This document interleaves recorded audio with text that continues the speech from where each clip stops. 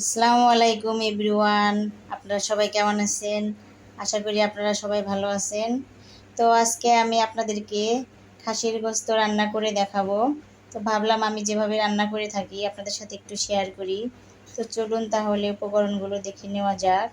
তো এখানে আমি খাসির গোশতটাকে ভালো করে ধুয়ে নিয়েছি, আর নিয়েছি এখানে গরম মশলা, আর এখানে আছে আস্ত জিরা, কিছু ভাজা জিরার গুঁড়ো, ধনিয়ার গুঁড়ো, মরিচের গুঁড়ো, আর নিয়েছি এখানে হলুদের গুঁড়ো, আর স্বাদ মতো লবণ, আর এখানে আছে আদা রসুন পেস্ট, আর হচ্ছে এখানে জিরা পেস্ট, আর এখানে আমি কিছু পেঁয়াজ নিয়েছি কেটে, আর এখানে পেঁপে নিয়েছি কেটে। তো আমি আজকে এটা পেঁপে দিয়ে একটু রান্না করব।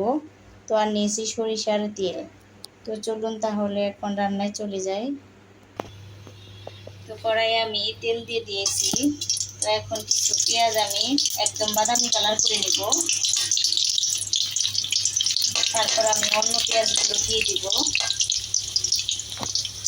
এগুলো বাদামি কালার হয়ে গেছে। তো এখন আমি বাকি পেঁয়াজগুলো দিয়ে দিব।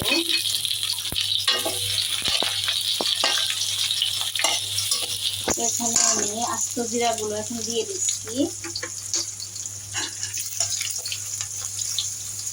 তো জিরাটা ভাজা হয়ে গেছে। তো এখানে আমি এখন একটু পানি দিয়ে দিব। তো এখানে এখন আমি অন্যান্য উপকরণগুলো দিয়ে দিব। তো দিয়ে দিচ্ছি আদা রসুন পেস্ট, দিয়ে দিচ্ছি হলুদের গুঁড়ো,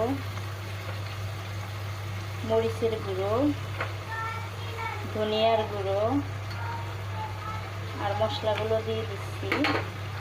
আগে তো তেল ছিল না, তাই এটা প্রথমে দেওয়া দরকার ছিল আরও, গরম মশলাটা। যাই হোক, এভাবে দিলেও সমস্যা নেই। এখন আমি ভালোভাবে এটাকে কষিয়ে নেব মশলাটাকে। তারপর আমি গোস্তটাকে দিয়ে দিব।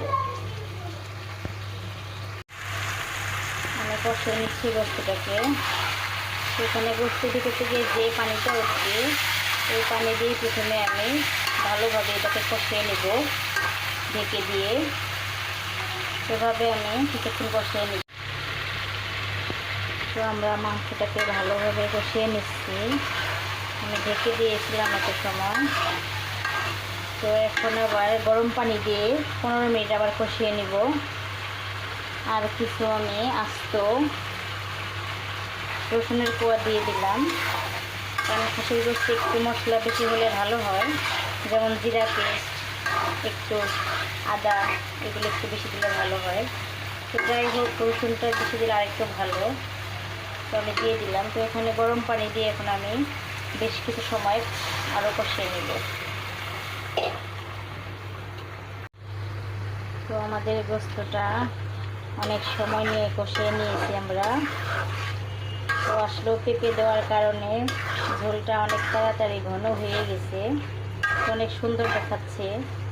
তো পেঁপে দিলে কি হয়, গোস্তটা তাড়াতাড়ি সেদ্ধ হয়ে আসে, আর তেল চর্বিগুলা পেঁপের ভিতরে মিলে যায়। তো খেতে অনেক ভাল লাগে। তো এখন আমি এখানে ঝোল দিয়ে দিব গরম পানির। তো দিয়ে একটু রান্না করে নেব। এখন 15 থেকে 20 মিনিট রান্না করলেই হয়ে যাবে। তো এখন আমি ঢেকে দিয়ে রান্না করব। তারপরে শেষে আমি এখন ভাজা জিরার গুঁড়ো দিয়ে নামিয়ে ফেলবো।